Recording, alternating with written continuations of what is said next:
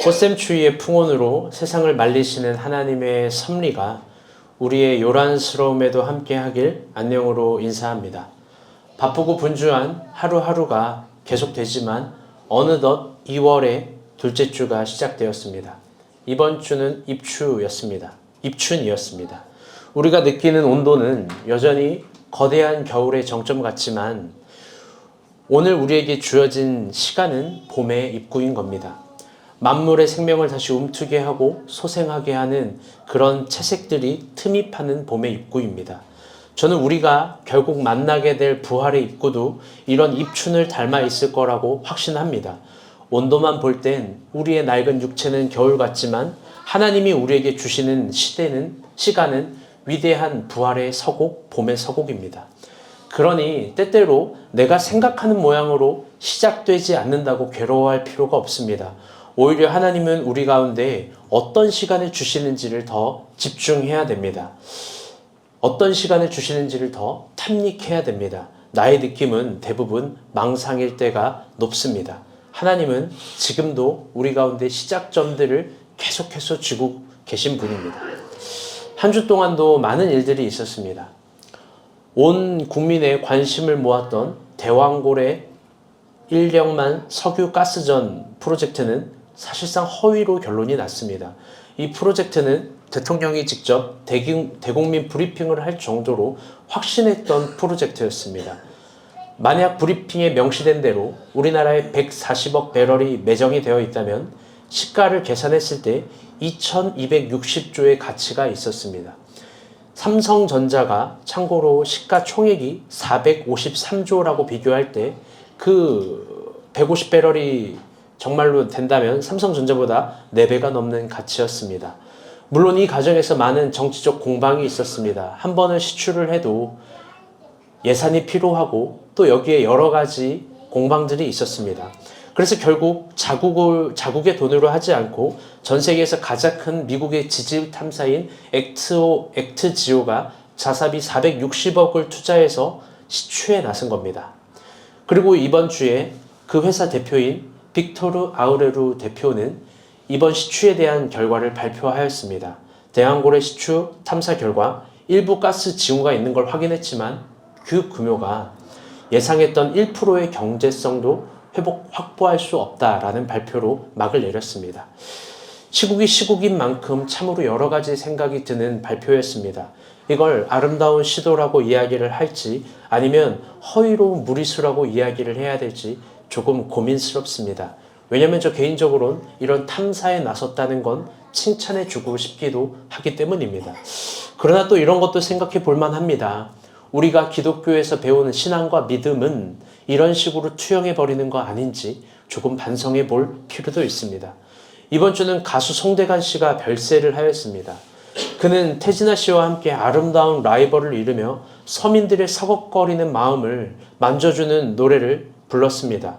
차표 한 장, 정 때문에 큰 소리 빵빵, 유행가, 네 박자 등등입니다. 우리와는 좀 거리가 있는 음악의 모양이지만 트로트라는 게 음악가 평론가 임진모 씨는 그의 가사말이 트로트를 넘어선 사회적 역할을 하고 있다라고 표현하기도 했습니다. 송대관 씨가 조금 묻혀있긴 하지만 그의 가사말은 훨씬 시대에 유효한 가사말이라고 하는 거죠. 그런 분이 별세하니 너무 마음이 안 좋습니다. 저뿐만 아니라 많은 어른들도 동일할 겁니다. 오늘은 그가 생전에 있었던 노래 중 가장 스스로 좋아했었던 노래인 해 뜰 날이라는 가사말을 조금 읊어보려고 합니다. 쨍하고 해 뜰 날 돌아온단다. 쨍하고 해 뜰 날 돌아온단다. 꿈을 안고 왔단다. 내가 왔단다. 슬픔도 괴로움도 모두 비켜라. 안 되는 일 없다. 노력하면은 쨍하고 해 뜰 날 돌아온단다. 뛰고 뛰는 몸이라 괴롭지만 힘겨운 나의 인생 구름 거치고 산뜻하게 만들 날 돌아온단다. 쨍하고 해 뜰 날 돌아온단다. 쨍하고 해 뜰 날 돌아온단다. 꿈을 안고 왔단다. 내가 왔단다. 슬픔도 괴로움도 모두 비켜라. 안 되는 일 없단다. 노래하면 쨍하고 해 뜰 날 돌아온단다. 쨍하고 해 뜰 날 돌아온단다. 그가 이 노래를 발표했을 때 그는 7.8기처럼 모든 노래가 실패를 했었던 시간들이었고, 그런데 이 노래를 부르면서 당시 1978년에 많은 사람들이 일어나려고 했었던 모든 사람들을 응원해줬던 노래였다고 합니다. 송대관 씨가 좋은 노래들로 시대의 아픔을 위로하고 서민들의 움츠림을 응원했듯이 우리 그리스도인들도 우리가 예수 안에 부르는 노래들이, 우리의 신앙들이 옆에 사람을 응원하고 시대를 위로하는 노래들이 되어보길 소원해 봅니다.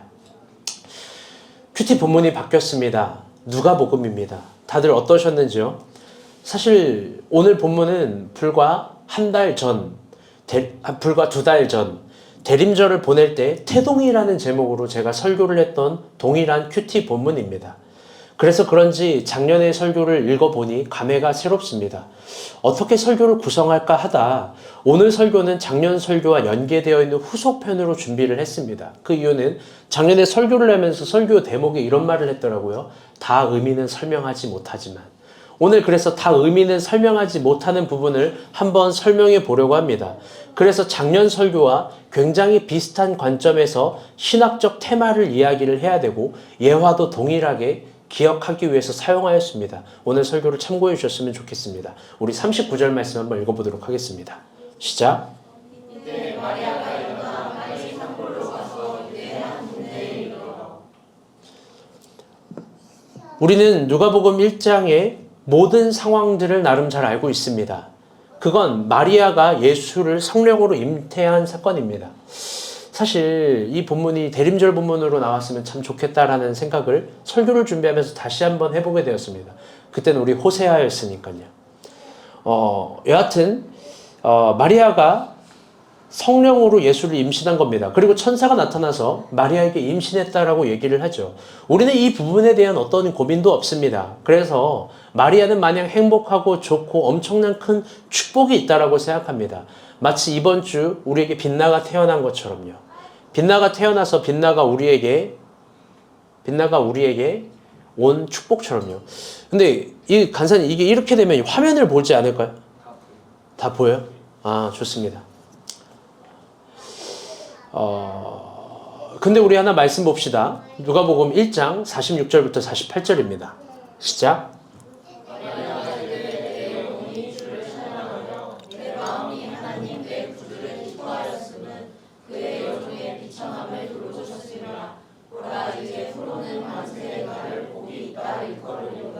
아멘. 여러분이 알고 있는 마리아는 작년에도 이 설교를 똑같이 얘기했지만 어떤 인물일까? 우리는 사실 여기부터 집중해야 이 본문이 말하고 있는 함의들을 바라볼 수 있습니다. 우리가 마리아를 생각할 때 처음 나오는 대답은 예수의 어머니입니다. 그 이미지는 대한민국의 심사임당 같고 지고지순하며 자애로운 이미지이되 또 강인한 그런 이미지입니다. 그런데 작년에도 대림절 설교의 이 부분을 3인칭으로서 여자 마리아로 이야기하듯 오늘 동일하게 그렇게 접근해 보려고 합니다. 오늘 본문도 예수의 어머니로서 마리아 말고 여자 마리아로서 이 본문을 한번 봤으면 좋겠습니다. 본문은 그녀를 스스로 이렇게 말하게 합니다. 계집종, 여종의 비천함을 돌아보셨다. 이게 헬라어로 종은 둘로스인데요. 이게 우리가 생각하는 그런 종의 개념이 맞습니다. 그런데 여기에 6명 어미가 붙게 되면 마리아의 직업이 어떤 건지를 알 수 있습니다. 그건 당시 그 시대에 허드렛 일을 하는 그런 여종이었던 겁니다. 식모살이 같은 집에 허드렛 일을 하는. 당시 이스라엘 사회에는 그런 여성들이 많았고요. 그런 여성들이 아직 요셉과 혼인하지 않은 상태에서 임신을 했다라는 것.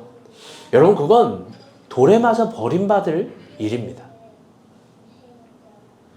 실제로 이스라엘 사회는 그런 일들이 종종 있었습니다. 그건 너무나 괴로운 일이죠. 그때 천사가 마리아에게서 나타나서 얘기를 합니다. 너 갑자기 임신했지? 놀라지 마. 그 아이는 이스라엘의 빛이 될 사람이야. 이스라엘의 흑암의 권세를 부을 아이야. 그게 누구냐면 하나님의 아들이야. 우린 믿을 수 있을까? 어느 날 가브리엘 천사가 나타나서 허연희 권사님에게 이야기를 하는 겁니다. 70세? 지금 또 임신을 하게 될 거거든. 누가 봐도 남자는 없잖아. 성령으로 임신하게 될 건데 그 아들이 이란이 동생이 아니라 하나님의 아들이야. 한번 물어볼게요. 마리아는 그걸 믿을 수 있었을까? 정말로 그걸 믿을 수 있었을까? 혹은 만약에 진짜 그렇다면요. 그 여자는 가장 큰 축복을 받고 사람들에게 챙김받아야 됩니다. 왜? 시아버지가 하나님이잖아요. 하나님이 세상에 온갖 것들로 챙겨줘야 되고 챙겨줘야 되고 챙겨줘야 되는데 집도 막 펜트하우스 정도가 아니라 뭐 헤롯, 빌립 나와 니네 당시 이스라엘 왕들 내 본부왕들 다 가. 여기 이제 앞으로 마리아가 거할 처소야. 이러면서 별의별 걸 다 해줘야 되는데 마리아의 일생은 그렇지 않습니다. 오히려 여자로서 가장 축복받고 보호받아야 될 그 임신의 시간에 요셉은 그를 조용히 버리려고 하고 헤롯은 정치 명령으로 2살 이하의 모든 아이를 죽이려고 합니다. 여러분 어떤가요? 이런 일이 일어났을 때 여러분이 이걸 받아들일 수 있습니까? 3인칭 여자로서 마리아는 이걸 스스로 어떤 방향으로 해석해낼까요? 여러분 중요한 차원은 이런 차원입니다. 오늘 본문이 우리에게 그동안 그전에 해주지 못해서 오늘 열어줄 차원은 이런 차원입니다. 깊게 상고해봐야 될 차원은 다시 따라볼게요. 스스로 나의 사건을 나의 인생을 해석하는 믿음. 이거 중요한 거예요. 우리는 2000년 떨어진 관점, 3인칭의 관점으로 이 모든 사건의 해설자처럼 보기 때문에 마리아의 축복이 고민도 없었을 것 같지만 여러분 그렇지 않았을 거예요. 그러면 동일하게 가장 위대한 신앙, 우리가 하나님께서 우리에게 보여주려고 하는 그 신앙의 가장 중요한 문법은 나에게 이루어진 현상과 내 인생을 해석하는 데에서부터 신앙의 결정적 차이가 있는 겁니다. 그리고 그녀가 그런 위협과 몸으로 당시 1세기 사회에서 베들레헴, 스불론, 납달리, 나사렛을 2번씩 이동했다는 것은 정말 쉽지 않은 고난의 여정에 있는 겁니다. 마리아는 그런 위기 가운데 있었고 자유로울 수 없었을 겁니다. 그러나 우리는 알고 있죠. 그녀가 성령으로 잉태했다는 걸 방금도 이야기했지만 그런데 아마 당시에 그 어떤 사람들도 그걸 못 믿었을 거예요. 제가 설교를 준비하면서 생각해 봤어요. 이 말을 오해해서 듣지 말아야 되는데 헤라 사모가 어느 날 갑자기 임신을 했다라고 얘기를 하는 거예요. 전 믿을 수가 없어요. 전 믿을 수가 없습니다. 웃을 줄 알았는데 아무도 안 웃대. 미안해요. 여러분 당시의 시대의 사람도 안 믿었을 텐데 우리가 그 시대로 돌아가도 안 믿었을 거예요. 안 믿었을 거예요. 여러분 그러면 우리가 믿는 차원은 어떤 건지 한번 봅시다. 우린 너무 이해되는 것만 믿으려고 하는 건 아닌가. 예수 그리스도께서 우리에게 보여주시려고 하고 이해되기를 바라는 이해를 거부하는 믿음은 우리가 도저히 이해할 수 없는 세계가 있다라는 겁니다. 3인칭으로서 여자인 마리아도 자신에게 이루어진 이 말도 안 되는 현상과 사인과 일들을 여러분 하나님의 일하심, 하나님의 은혜라고 믿었을까요? 우리 본문 39절 40절 봅시다. 시작. 이때 마리아가 일어나 빨리 산골로 가서 유대 한 동네에 이르러 사가랴의 집에 들어가 엘리사벳에게 문안하니. 아멘. 결론적으로 이야기하면요, 이 임신이 저주와 고난과 하나님의 자신을 버린 증표가 아니라 하나님이 주신 은혜의 증표라는 걸 그냥 믿었습니다. 그래서 임신했다는 사실을 알자마자 어디로 가냐? 이거 지난번에도 설교했는데 예루살렘이 아니라 오히려 산골 한 동네에 이릅니다. 거기가 어디냐면 사가랴와 엘리사벳이 있는 곳이죠. 그들이 누구냐? 마리아와 친족 관계인데 동시에 가장 강력한 영적인 공동체입니다. 왜? 복음서를 보게 되면 그녀들이 임신을 하고 나서 어떤 찬가를 만들었는데 그 찬가를 보게 되면요, 그들이 정말 고대하고 기다렸다는 것을 알 수 있습니다. 그건 어떤 거냐면 그 찬가를 보면 임신하기를 고대하고 임신하기를 기대했던 것이 아니라, 다시 따라볼게요. 이스라엘의 회복.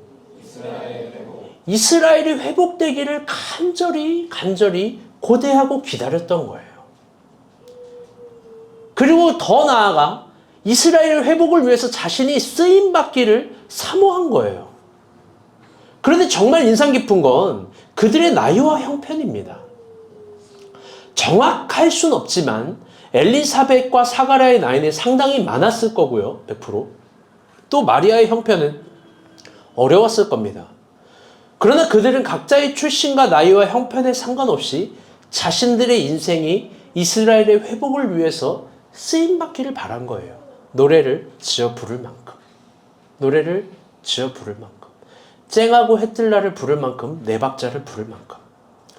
아마 신앙이 있는 우리도 동일할 겁니다. 우리 중에 하나님께 쓰임받기를 원치 않는 사람은 없을 겁니다. 모두 다 쓰임받기를 바랄 겁니다. 우리의 나이와 상황을, 형평을 고려하지 않고 이스라엘의 회복을 위해서 모두가 다 쓰임받기를 바랄 겁니다. 그런데 그 장엄한 첫 번째 시작은 뭐냐? 26절부터 31절을 먼저 읽어봅시다. 시작. 첫째 달에 천사 가브리엘이 하나님의 보내심을 받아 갈릴리 나사렛이라는 동네에 가서 그에게 들어가 이르되 은혜를 받은 자여 평안할지어다 주께서 너와 함께 하시도다 하니 처녀가 그 말을 듣고 놀라 이런 은사가 어찌합니까 생각하매 천사가 이르되 마리아여 무서워하지 말라 내가 하나님께 은혜를 입었느니라 보라 내가 잉태하여 아들을 낳으리니 그 이름을 예수라 하라. 아멘. 그 장엄한 믿음의 첫 페이지는 어떤 믿음이냐? 자신이 은혜 받은 사람이라는 걸 진지하게 믿는 믿음입니다. 여러분, 이게 굉장히 어려운 차원이에요. 여러분 정말 믿습니까?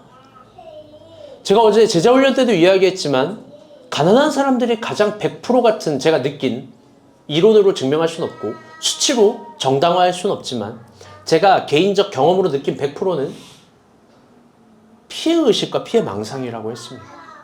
자기 자신을 비련의 사람으로 만들거나 어떤 영웅으로 만드는 이상한 습관들이 있는 거예요. 근데 그게 사람의 피부 같다라고 얘기했잖아요. 추우면 옷을 입고 싶고 더우면 옷을 벗고 싶은. 모든 상황과 모든 시간은 꼬여있고 엉켜있습니다. 그런 모든 상황 속에서 여러분 나는 나 자신을 은혜 받은 사람으로 진지하게 믿어낼 수 있습니까? 여러분 나 자신을 진지하게 하나님께 은혜 받은 사람이라고 믿는 이런 신적인 자의식이 있나요? 이건 오늘 우리 가운데 굉장히 중요한 도전이 될 거예요. 형주 형제, 그 힘든 날 여름에 비 맞으면서 오토바이를 타고 배달을 할 때 난 하나님께서 내 인생을 포기하지 않고 은혜 받은 사람이라는 걸 믿었습니까? 네. 아멘 해줘.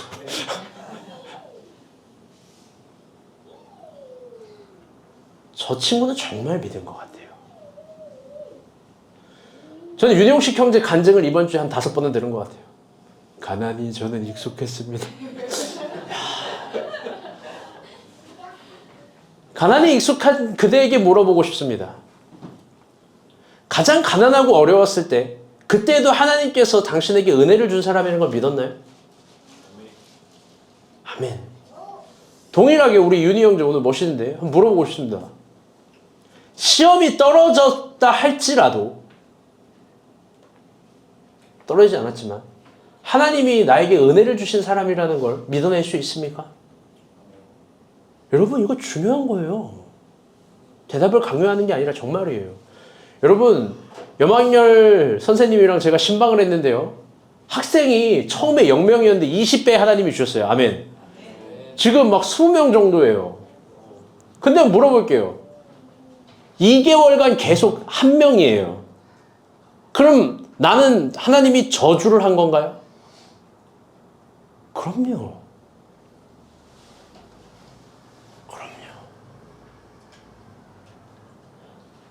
오늘 우리 가운데 자기 자신을 그렇게 해석하는 믿음은 굉장히 중요한 겁니다.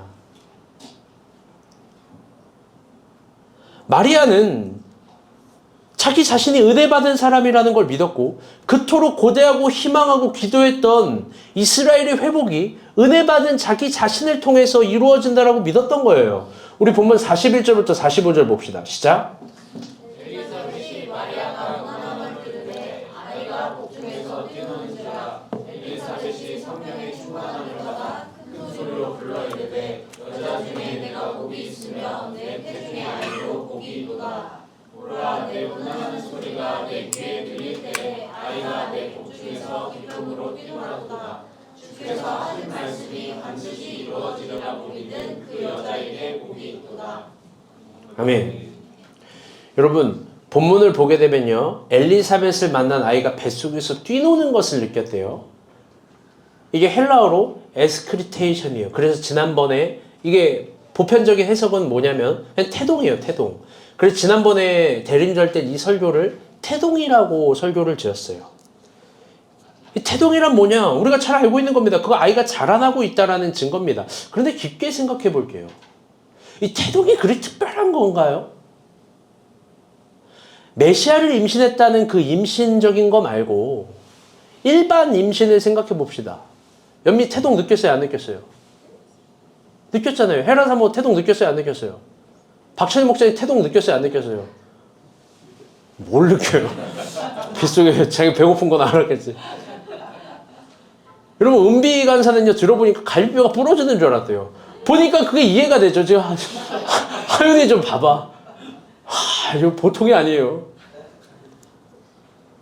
여러분, 오히려 임신한 여자들이 대부분 겪는 보편적인 일입니다. 오히려 마리아가 태동을 느낄 때 그 보편적인 일에 오히려 반대로 두려워할 수도 있는 거예요. 그건 뭐냐? 아까도 말했지만 그 임신이 자기가 원하는 방향으로 임신된 게 아니니까. 남편이 없는데 임신이 됐어요. 아직 혼인신고를 안 했는데. 그걸 진짜로 은혜로 해석할 사람이 어디 있습니까? 자신의 인생에서 자신이 원하는 방식으로 이루어지지 않는 임신, 그거 우리 다 두려워하는 거잖아요. 우리가 원하는 방식들이 하나님 앞에 확고하게 있는데 우리가 원하지 않는 방식으로 어떤 결과들이 계속 이루어지면 우리는 그걸 받아들이기 어려워합니다. 은혜 받은 사람으로 해석하기 어려워요. 예를 들어 볼게요. 우리가 보면 지금 열심히 성민이 형제 세무사를 위해서 기도하고 있습니다. 그렇죠? 세무사를 위해서 기도하는데 설교의 예화예요. 이해고. 토익 시험부터 떨어집니다. 토익이 점수가 계속 안 나와요. 여러분, 결혼을 위해서 기도했는데 소개팅도 안 들어옵니다. 섭리팅을 막 그래서 그 썸이랑 해서 나갔는데 섭리팅 물이 안 좋아요. 사업을 위해서 기도했더니 여러분 다 반대로 이루어지잖아요. 거래처가 망해요. 집을 위해서 기도했더니 건물주가 월세를 더 올려달라고 얘기해요. 교회 부흥을 위해서 기도하니까 사람이 나가요. 여러분, 우리는 신앙이 있지만 자신이 기도한 대로 이루어지지 않을 때 그 현상을 굉장히 두려워합니다. 그리고 기도한 대로 반대로만 되는 현상을 보고 우리는 하나님의 사랑과 의심을, 하나님의 사랑과 은혜를 의심합니다. 원하는 방식대로 이루어지지 않는 임신을 받아들이지 못하는 거예요. 특별히 더 내가 특별하다고 생각할 때마다 자신의 방식들을 고수해요. 그런데 깊게 생각해봐요. 마리아는, 아니죠, 하나님은 그런 방식으로 마리아에게 나타나셨어요. 하나님이 이상한 하나님입니까? 마리아는 자신의 뱃속에 있는 그 태동을 거부하지 않았어요. 오히려 기뻐했어요. 왜? 자기가 은혜 받은 사람이라는 걸 정말 믿었으니까. 여러분은 나에 대해서 정말 그렇게 생각하십니까? 오늘 나에 대해서 정말 그런 믿음과 신뢰가 있습니까? 여기에서부터 현상을 휘어접어버리는 믿음이 생겨나는 거예요. 이해되는 대로만 살면 하나님이 제일 안 믿겨요, 여러분. 우리의 신앙은 언제나 무언가를 깊어지기 전에 늘 이런 표징에 대한 호기심이 아주 많습니다. 내가 확실하게 볼 수 있는 표징들, 내가 확실하게 이해될 수 있는 표징들, 이걸 남녀관계로 이야기하면 플러팅들 뭐 그런 거 아니에요? 서로 관심이 있다, 호감이 있다, 뭐 요즘 플러팅 뭐 이런 이상한 말들이 생겨가지고 뭐 이것만 해도 플러팅이라고 그러고 저것만 해도 플러팅이라고 그러고, 플러팅이 아닌 게 도대체 뭐가 있는 거예요? 서로 알아볼 수 있는 플러팅들, 그런 표징들 막 이런 것만 관심 있는 거예요, 신앙의 세계에도. 여러분, 그런데 주님은 그런 표징들을 도저히 볼 수 없게 해요. 먹을 것이 없다라고 얘기했던 똑똑한 빌립의 보고에 너희들이 먹을 걸 갖다 줘라라고 대답하세요. 물고기가 하나도 안 잡혔다라는 대답에 다 퇴근하고 아무도 그 역풍의 바람으로 뚫고 갈 수 없는데 바다 깊은 곳으로 가서 그물을 던져봐라. 도저히 이해할 수 없는 표정으로 이야기를 합니다. 포도주가 떨어졌는데 물에 항아리를 가득 채워 갖고 와라. 죽은 사람에게 일어나라. 죽은 게 아니라 잔다라고 이야기합니다. 예수를 따라가려고 하는 사람에게 십자가를 지라고 합니다. 이해할 수 없는 표정들을 보여주면서 순종이라는 새로운 입구를 열어주게 합니다. 순종을 통해서 경험되어지는 새로운 차원의 세상을 열어줍니다. 오히려 하나님은 이해될 수 있는 사람들, 이해될 수 있는 표정들은 거짓이라고 이야기하는 거예요. 그래서 선지자 요나가 보일 표적밖에 없다고 예수님은 스스로 그렇게 얘기합니다. 그렇게 하나님이 진정 우리에게 원하시는 표징은 뭐냐? 귀한 신앙의 비밀입니다. 하나님이 진정 우리 가운데 보여주는 확실한 표징은 어떤 거냐면 지금 나에게 주시는 태동을 귀하게 여기는 마음이에요. 그리고 이 태동에서부터 주께서 일하기를 시작한다는 엄청난 계시를 볼 수 있는 믿음이 있어야 되는 거예요. 오늘 본문을 통해서 확실하게 알 수 있는 한 가지는 매우 정확합니다. 그건 뭐냐? 다시 따라볼게요. 인간이 이해될 수 있는 차원은 계시가 아니다. 인간이 이해될 수 있는 차원은 계시가 아니에요. 지난번에도 이야기했어요. 2주 전에도 한번 이야기 똑같이 해봅니다. 20년 전에 286 컴퓨터 10메가를 다루던 사람, 20년 전 사람이 오늘의 카카오톡을 어떻게 이해할 수 있어요? 아무리 이론적으로 정확하게 글자와 문자를 표현해도 이해 못할걸요? 여러분, 제가 주중에 지원간사와 주영이와 밥을 먹으면서 이런 대화를 했습니다. 야, 근데 니네 진짜 286 몰라? 네! 이래요. 그럼 그 다음 연도에 나온 386은 알아? 386이요? 몰라요. 어디까지 가나 보자 하고 486 알아? 그러니까 486은 알죠. 이래요. 486 어떻게 알아? 그러니까 이게 가수 유나 노래 486이래요. 하루에 4번 사랑을 말하고 8번 웃고 6번 키스를 해줘. 이게 날 열어주는 단 하나의 비밀번호래요. 아주 대단해요. 이 486은 안다는 거예요. 이게 그들이 이해하는 486이에요. 다 망했어요. 여러분, 이게 말이 됩니까? 여러분, 다시 한번 강조해요. 오늘 본문을 통해서 알 수 있는 한 가지는 매우 정확해요. 인간이 이해할 수 있는 차원은 계시가 아니에요.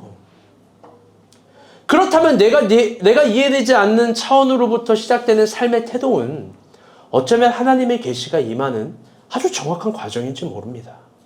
그렇게 인생을 모판으로 살아가고 있는 우리는 하나님이 주시는 태동을 소중하게 다루는 신앙의 연습이 필요한 거예요.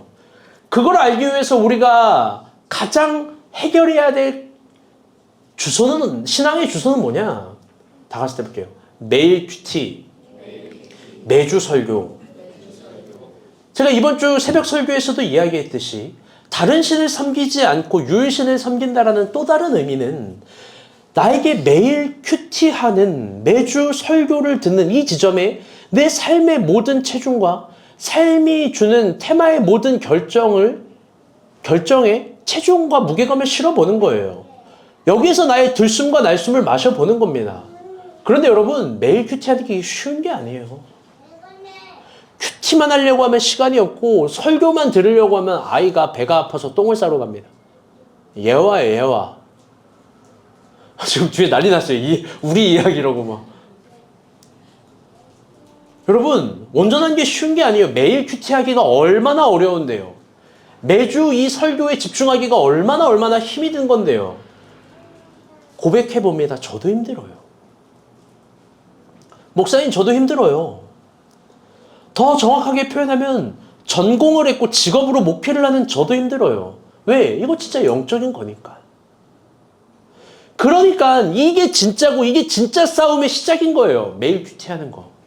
그리고 거기서 이루어지는 태동들, 그리고 그 현상 가운데 이루어지는 나의 울림들, 여기에 집중하는 게 굉장히 어려운 겁니다. 연초에 우리는 이런 새로운 다짐을 합니다. 아직 2월 연초니까. 하나님, 연애를 하고 싶어요. 윤이 얼마나 많이 기도하겠어요? 하나님, 결혼을 하고 싶어요. 주영이 얼마나 많이 기도하겠어요? 하나님, 돈을 벌고 싶어요. 돈을 벌고 있는 박정관사 얼마나 기도하겠어요? 하나님, 선교를 가고 싶어요. 권민정은 얼마나 많이 기도하겠습니까? 하나님, 제자훈련 1등을 하고 싶어요. 여러분 모두 아름다운 기도와 다짐들 아닙니까? 그런데 질문해 봅니다. 이런 기도와 다짐은 작년에도 동일하게 한 거 아니에요? 2024년뿐만 아니라 2023년에도 했을 거고 2022년에도 1년에도 계속해서 이런 야무진 마음으로 다짐했을 거예요. 그리고 또 기도했을 거예요. 그럼 반문해 봅니다. 그런 야무진 기도, 야무진 다짐들, 여러분 그 모든 기도들은 다 어디 간 거예요? 그 모든 기도의 응답은 지금 어디로 이루어지고 있는 거예요? 응답이 되지 않으면 하나님은 우리에게 주지 않은 겁니까?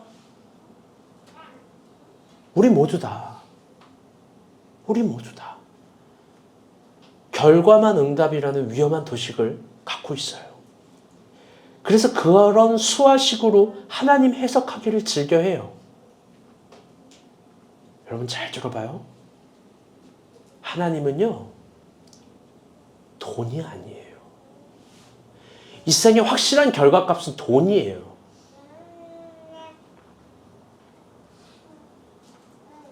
나 5억을 줄 테니까 집을 전세 계약해 주세요.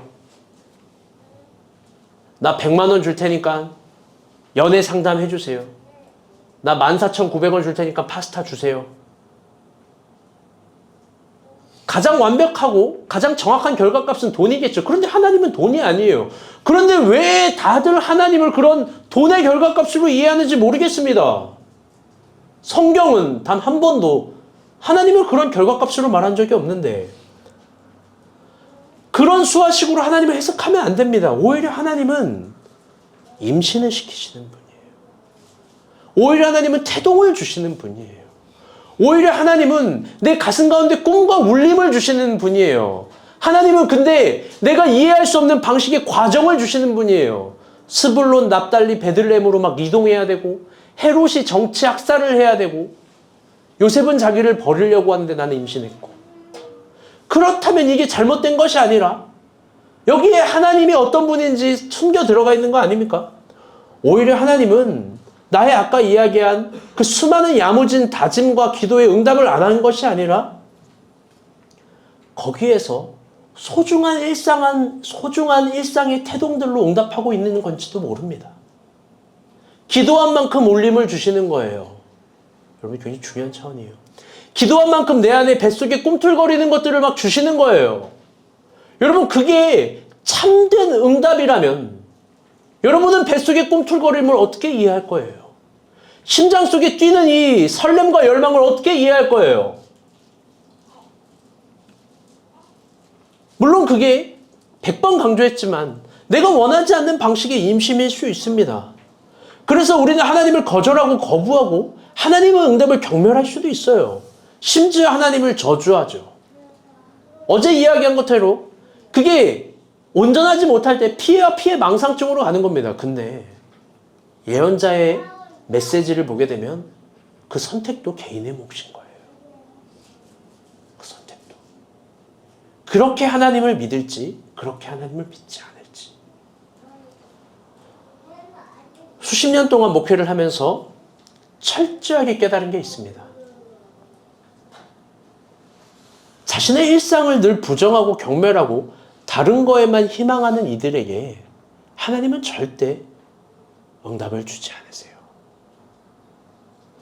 작년 대림절에 동일하게 태동을 설교할 때 예화를 한번 갖고 와 봅니다. 기도가 응답되는 과정입니다. 이것만큼 좋은 예화가 없어서 다시 설명하는 거예요.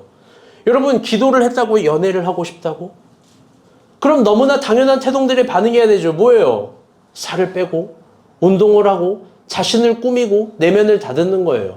그래도 대화가 안 되고 내가 뭐가 안 된다 그러면 내가 누구에게 가라고 했어요? 그 사람에게 가는 거예요. 가서 말하는 법, 자기 어필하는 법, 옷 입는 법, 매력 업그레이드하는 법. 여러분 최근에 아주 놀라운 소식을 들었어요. 설만경 씨가 연애를 한대요.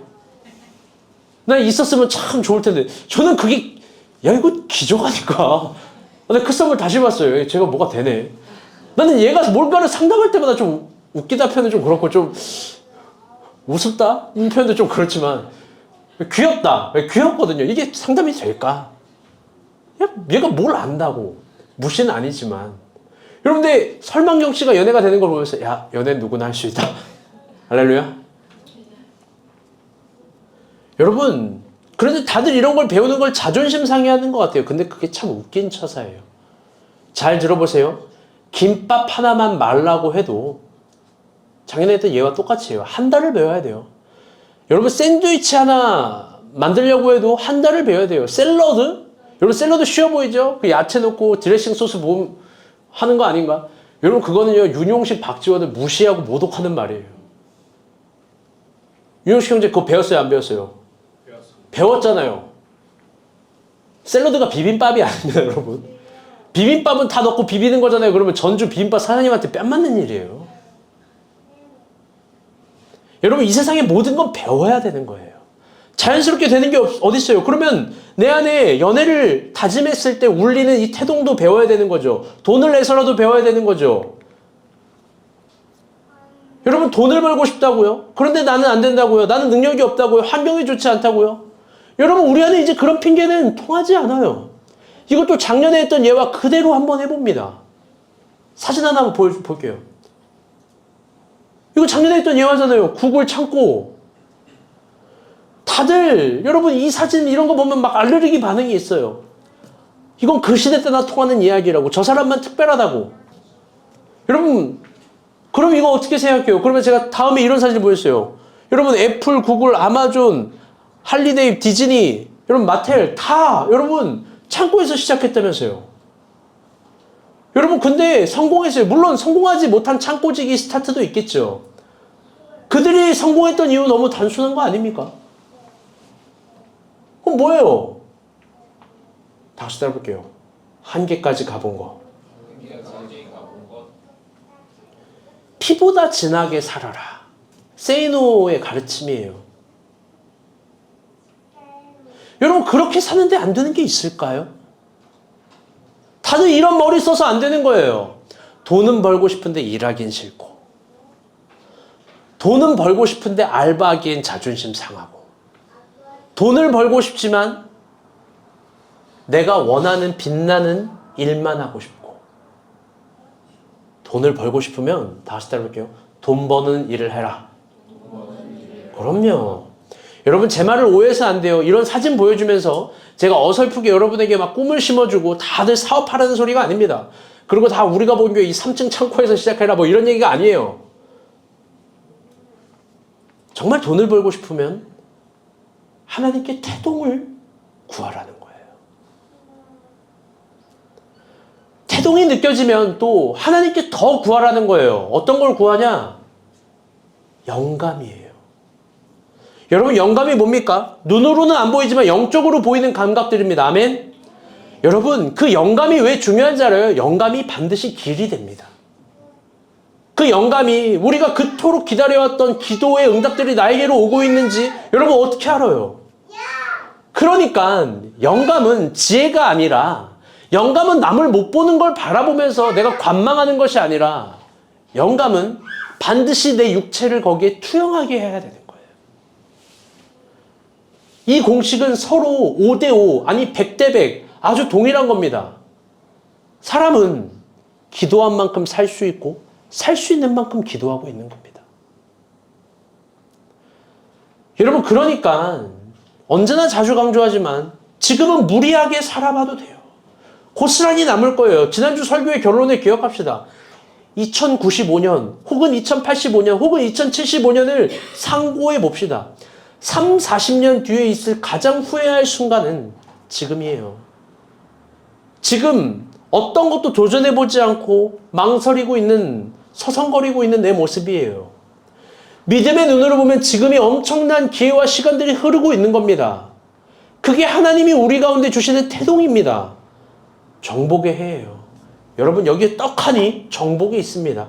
2월 무엇인가 시작하기에 충분한 시간입니다. 한번 중요한 걸 강조해 봅니다. 하나님이 주시는 태동은 기적이 됩니다. 아멘. 영감은 길이 됩니다. 아멘. 순종은 축복이 됩니다. 그리고 하나님이 기름 부으신 사람은 절대 죽지 않습니다. 이게 누가복음 1장의 마리아를 보면서 우리가 확신할 수 있는 겁니다. 안 죽어요. 안 죽어요. 윤희 걱정하지 마세요. 안 죽어요. 학렬 형제 논밭에 식물이 없고 학생이 2명이 없어도 안 죽어요. 우리 천하자매 안 죽어요. 우리 성민이 죽을 만큼 공부하세요. 그러니까 여러분, 중요한 얘기예요, 이제. 하나님이 주시는 마음들, 영감들이 있다면 그걸 쓰레기통에 버리듯이 절대로 버리지 마세요. 그렇게 갖다 버리는 애들이 솔직히 산더미 같은 거 아니겠습니까? 그러면서 우리는 아무것도 받지 않은 사람처럼 구하는 거예요. 하나님 은혜를 주세요. 하나님 영감을 주세요. 하나님 도와주세요. 하나님 축복을 주세요. 그런데 주면 뭐합니까? 다 갖다 버리는데. 하나님이 마음을 주면 뭐합니까? 그거 귀하게 여기지 않는데. 결국 주시면 한 달란트 받은 사람처럼 땅에 묵혀두고 난 아무것도 하기 싫어요. 난 아무것도 하기 싫어요. 여러분, 그게 하나님을 기만하는 거예요. 우리 가운데 그런 게을름이 있는 분들이 있다면 여러분 진심으로 회개하시기를 바랍니다. 진심으로 통회하며 회개하시기를 바랍니다. 기도의 울림은 나에게 준 영감이에요. 하나님은 속지 않으십니다. 자기 자신을 기회비용으로 여기고 신앙을 표현하고 있는 이가 있는지, 아니면 2주 전에 설교했듯이 하나님은 우리가 순복하고 섬길 대상으로 여기며 하나님이 우리를 따라가는 게 아니라 우리가 하나님을 따라가고 그 앞에 낮아지면서 섬기는 마음으로 하나님을 따라가는지 하나님은 다 알고 계십니다. 마지막으로 오늘 본문에 정말 위대한 계시가 뭔지를 하나 보여주고 설교를 마치려고 합니다. 26절부터 27절입니다. 시작.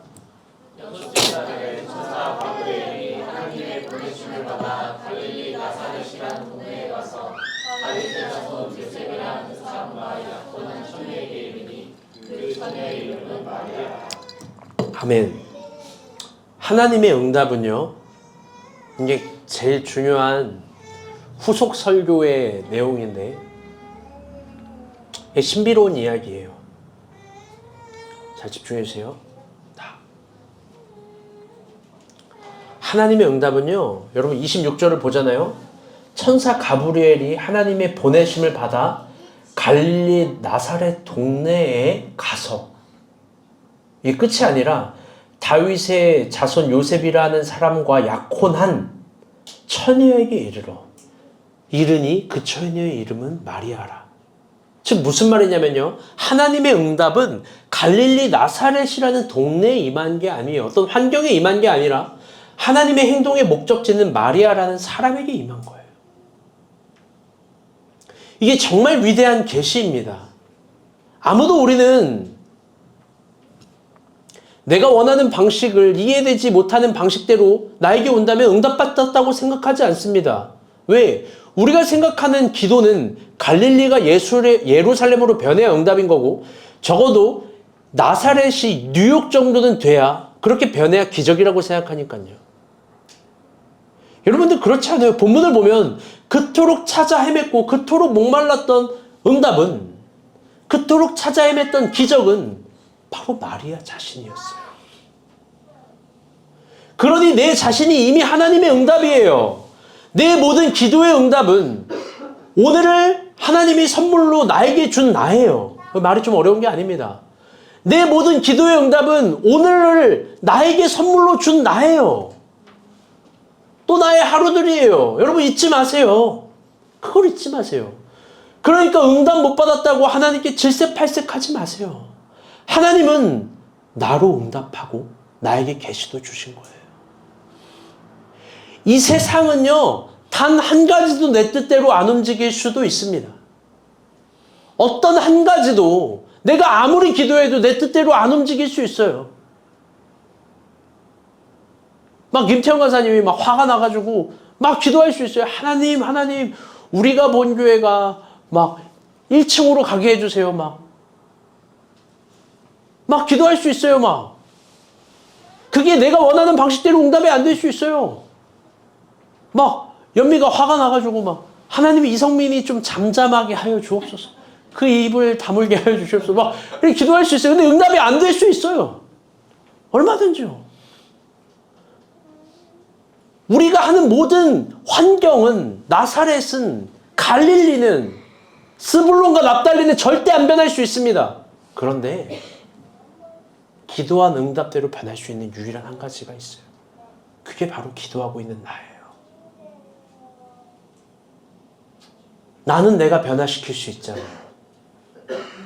나는 내가 하나님을 선택할 수 있잖아요.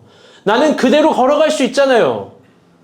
마리아를 통해서 우리가 볼 수 있는 건 뭐냐? 하나님 뜻대로 가장 움직이기 쉽고 확실하게 움직일 수 있는 사람은 나라는 겁니다. 응답은 나에게 주어졌어요. 아멘? 그러니까 하나님을 우리 잘 믿었으면 좋겠습니다. 말씀의 결론을 맺겠습니다. 오늘 설교에 이상하게 많이 등장하는데 이번 주에 성민이와 연미와 함께 식사를 했습니다. 여러 가지 대화들이 있었어요. 그 중에 채아 이야기가 나왔습니다. 저는 채아가 너무 예쁜 거예요. 미소 예화예요. 지금 미소 또 눈이 막. 그래서 미소 어릴 때가 생각이 난다고 성민이랑 연미에게 이런 얘기를 했습니다. 그런데 성민이 형제가 이런 말을 하는 거예요. 목사님 궁금한 게 있는데 채아의 이 얼굴이 앞으로 확정된 얼굴일까요? 이래요. 이게 무슨 말이에요? 채아의 얼굴이 지금 이게 확정된 얼굴이냐라는 거예요. 저는 태어나서 부모가 이따위 말을 하는 걸 처음 들어봤어요. 저는 채아가 너무 이쁘고 귀엽다고 하는데 갑자기 심각하게 이게 확정된 얼굴일까요? 미소가 옛날보다 많이 이뻐졌다, 더 발전됐다. 저는 더 그렇게 말을 하니까요. 여러분 어떻게 생각해요? 제가 그러면서 어릴 적 저희 집 사진을 봤어요. 보세요. 여러분 이게 누구냐? 아빠. 제 8살 때 사진이에요. 여러분 봐봐요. 저는 이거 확정된 얼굴이에요? 이거 확정된 얼굴이라고요. 지원 간사한테 주중에 이걸 보여주니까 뭐라는 줄 알아요? 와 귀엽다 뭐도 아니야 이렇게 말해요. 그런 표현도 안 하고 너무 다른데. 여러분 그러면 20대에 제 얼굴은 확정된 얼굴이었겠습니까? 사람들 몰라봐요. 왜 이렇게 살쪘냐고. 여러분 그러면 지금 제 나이에 이 얼굴은 확정된 얼굴이에요?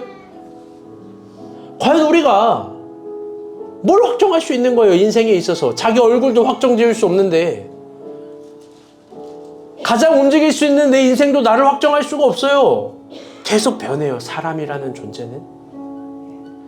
여러분 기도는 어떻게 확정할 수 있는 거예요? 감히 우리 정도 되는 사람들이 기도가 응답이 됐다고 안 됐다고 여러분 어떻게 확신할 수 있는 거예요? 가장 확실하게 컨트롤할 수 있는 나도 내가 확정할 수 없는데. 오늘 설교 제목은 응답입니다. 오늘 본문을 연구하면서 참으로 신기했습니다. 하나님께 수없이 구했던 수많은 기도의 응답은 바로 나예요. 그토록 찾아 헤맸던 기적이 나. 그런데 그런 나는 확정된 존재가 아니라는 거예요. 마리아는 계속 성숙하고 변합니다. 예수가 아이가 되면서 어른이 됩니다. 동일하게 마찬가지예요. 나도 변하고 성숙하고 성취해가고 절망해하고 아파하고 또 소망을 가지고 또 성장하고 또 자라납니다. 성경은 예수가 어린아이였다라고 끝내는 것이 아니라 십자가를 죽을 때까지 확정되지 않고 자라났다는 걸 얘기하는 거예요. 여러분 그러니 내가 기도 응답을 믿는다면 이게 자라난다고 믿으세요. 아멘. 계속해서 그 소망이 커지고 자라난다고 믿으시기를 바랍니다. 우리가 생각하는 응답이 5살 아이들의 퍼즐 조각으로 이해하지 않기를 바라요. 오히려 위대한 조각들의 연산인 모자이크로 이해하시기를 바랍니다. 믿음이 있는 사람이라면 인생을 확정하지 말고 끝까지 가보고 오늘로 모든 걸 바라보지 말고 끝까지 가는 거예요. 그리고 주님이 원하는 자리를 가는 거예요. 이 마지막 한마디를 하기 위해서였어요. 그게 뭐냐? 우리 모든 태동을 가지고 마리아처럼 산골짜기에 갔다면 그 다음은 어디를 가냐? 갈릴리와 나살레와 스불론과 납달리로 갑니다.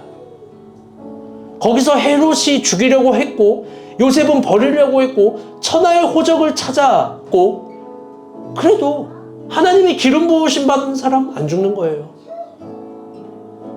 태동이 있다면 하나님 내려가는 지점으로 가는 우리가 됐으면 좋겠습니다. 아멘. 다시 한번 강조해요.